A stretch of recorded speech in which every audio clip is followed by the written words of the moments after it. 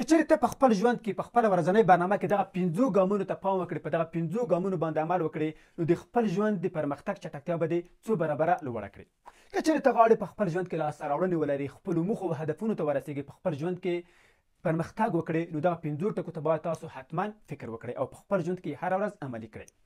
کله چې تاسو سهار له خوبه راپاڅېږئ، لومړنی کار چې تاسو باید ترسره نه کړئ، لومړنی کار چې تاسو باید ونه کړئ هغه دا ده چې خپل موبایل د انټرنیټ سره مه وصل کوئ او ټولنیزې پاڼې، همدارنګه ایمیلونه مو، همدارنګه د واتساپ مسیجونه مو سهار وخته مه ګورئ.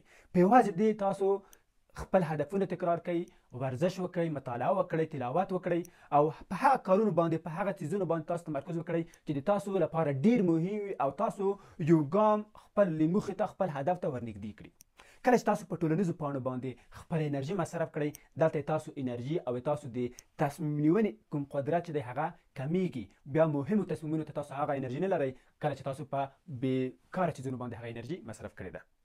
دویم ګام چې تاسو باید په خپله ورځنۍ برنامه کې ترسره کړئ، په خپله ورځنۍ برنامه کې هغې ته وخت ورکړئ، هغه دا ده چې تاسو خپله د ارتباطاتو، خپله د اړیکو دغه حلقه چې کومه ده دغه تاسو پراخه کړئ. تاسو باید کاریزماتیک شخصیت د ځان څخه جوړ کړئ. کله چې یوې غونډې ته ځئ، کله چې تاسو یوه ځای ته ځئ، نو هلته کوښښ کوئ چې تاسو اړیکې جوړې کړئ، د نورو خلکو ښې ځانګړتیاوې چې کومې دي هغه بولډ کړئ، په هغه باندې فوکس وکړئ. دا فکر مه کوئ چې تاسو ته باید ټوله توجه وشي، تاسو ښېګڼې باید بیان شي او تاسو ته باید احترام وشي، او تاسو چې کوم موبایل لرئ، کوم ساعت لرئ، کوم برانډ کالي مو چې اخیستي دي، په هغه باندې هېڅ تمرکز تاسو مه کوئ، هغه هېڅ ارزښت تاسو ته نه لري. تاسو باید ښې اړیکه هلته رامنځته کړئ، د نورو خلکو ښې ځانګړتیاوې چې لري هغه باید تاسو تحسین کړئ. همدارنګه تاسو باید لوی زړه ولرئ، تاسو باید بښونکي وئ، تاسو باید لوی فکر ولرئ. دریم کار چې تاسو باید ترسره کړئ هغه دا دی چې تاسو باید تمرکز په خپله ورځنۍ برنامه کې ولرئ، یعنې په داسې کارونو باندې، په داسې هدفونو باندې باید تاسو تمرکز وکړئ چې هغه تاسو خپل هدف ته ورنږدې کړي. داسې مه کوئ چې تاسو په ډېرو شیانو باندې تمرکز وکړئ. کله چې تاسو ذهن، تاسو کوم حواس چې دي هغه تیت وي، نو تاسو هېڅکله کوم کار په سمه توګه نشئ ترسره کولی، په یوه کار کې تاسو غوره کېدلی بیا نشئ. څلورم کار چې تاسو باید ترسره کوئ، څلورم ګام چې تاسو باید واخلئ هغه دا دی چې تاسو هره ورځ یو ګام، یو قدم تاسو خپلو موخو ته ورنږدې شئ. تاسو باید د مرکب اغېز په تاثیراتو باندې پوه شئ. په خپل ژوند کې هره ورځ ته یو کار ته، یو هدف ته لږ لږ وخت ورکړه، یو ساعت وخت ورکړه، 2 ساعته وخت ورکړه، 1 کال وروسته، 2 کال وروسته، 5 کال وروسته بیا د هغې اغېزو تاثیراتو ته وګوره. کله چې ته هره ورځ یو ساعت ورزش وکړې، تا څخه وروسته 1 کال نه وروسته، 2 کاله وروسته، 3 کاله وروسته څه شی جوړېږي. کله چې ته هره ورځ 2 ساعته سهار مطالعه وکړې، کله چې ته هره ورځ په یوه برخه کې غواړې چې متخصص شي، 2 ساعته، 3 ساعته وخت ورکړې، 5 ساعته وخت ورکړې او یو ښه عادت رامنځته کړې، ته 5 کاله وروسته، 2 کاله وروسته، 6 میاشتې وروسته څومره اغېز په تا کې راځي.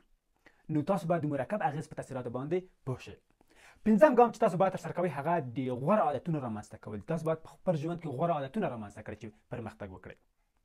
تاسو که چېرې هره ورځ مثلا 2 ساعته مطالعه وکړئ، 40 ورځې وروسته، 30 ورځې وروسته یا 50 ورځې وروسته دا په تاسو کې یو عادت رامنځته کوي. دا تاسو ناخبره ضمیر ته ځي، دا تاسو بیا هېرېږي نه، تاسو بیا تل مطالعه کوئ.